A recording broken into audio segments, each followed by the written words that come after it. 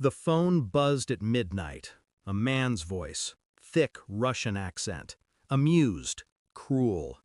"I have your daughter. You will never find her." I didn't flinch. My hand tightened around the receiver, but my voice was calm, measured. "Put your boss on the phone." He barked a laugh. "He doesn't talk to scum like you." I waited a beat. My breath was steady. Then I spoke the words I hadn't used in years. "Tell him the winter wolf wants to talk." The laughter died instantly. Silence stretched across the line like a noose. A minute later, a deeper voice came on, gravelly, old. "Who is this? How do you know that name?" I closed my eyes. My reflection stared back at me from the black window pane. My daughter's face flickered in memory. "You have until midnight," I whispered, and then I hung up. The Winter Wolf, a name I had buried, a ghost from a life my daughter never knew I lived. Once I belonged to them, not the Russians, but worse, the men who sold nations like currency, who made wars disappear, who erased families without leaving graves. And I had promised myself I would never let that world touch her. Yet it had, not by accident. Someone close had betrayed me. That was the only way they could have known where to find her. The Russian mob didn't stumble onto the child of a ghost. Someone pointed them to her. I thought of the people in my circle, few, trusted, my brother, my fiancé. Both had access. Both knew my daughter's routine. Both swore loyalty with easy smiles. And yet, the call proved one of them had sold her out. That betrayal burned deeper than the threat. Because a Russian mobster was predictable, betrayal from family was not. I didn't storm out of the house. I didn't raise my voice. I moved like water, quiet, relentless.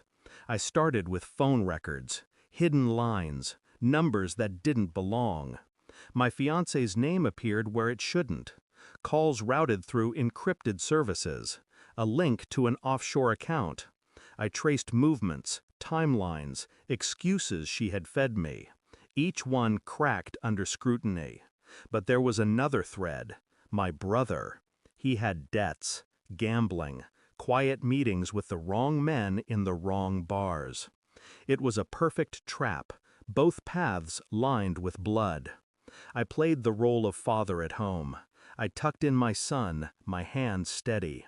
I held my fiancée close, my lips brushing her hair, whispering lies of safety. Inside, I counted hours, minutes, seconds, and each one brought me closer to the truth. The proof came in a single photograph, an encrypted file pulled from a message queue. My fiancé, standing beside the mobster, smiling, her hand brushing his arm.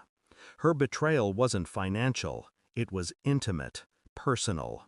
She hadn't just sold out my daughter, she had handed her over with the softness of a lover's touch. That night, I confronted her without a word. I placed the photograph on the table.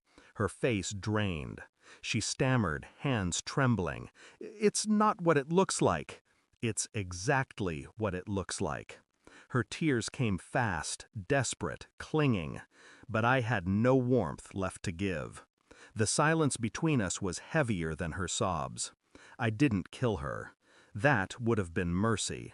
Instead, I handed the evidence to the Russians' rivals, men who despised her lover more than I did. I let them know exactly who had betrayed whom.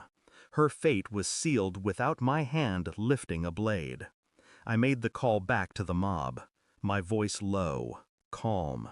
"You wanted the Winter Wolf? You just made him your judge."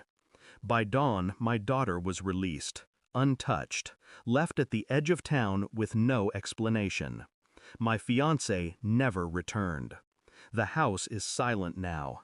My daughter sleeps upstairs, safe, for now. She will never know the name Winter Wolf. She will never know the price that was paid to keep her breathing. But I know, and I will carry it. I walk to the mirror, stare at the man reflected back. His eyes are colder than the flames of betrayal that birthed him. I thought I had buried the winter wolf. But wolves don't die. They wait. And tonight, the wolf came back. Thanks for watching. Don't forget to like, share, and comment. Subscribe now to Cheating Stories Insight World for more amazing stories.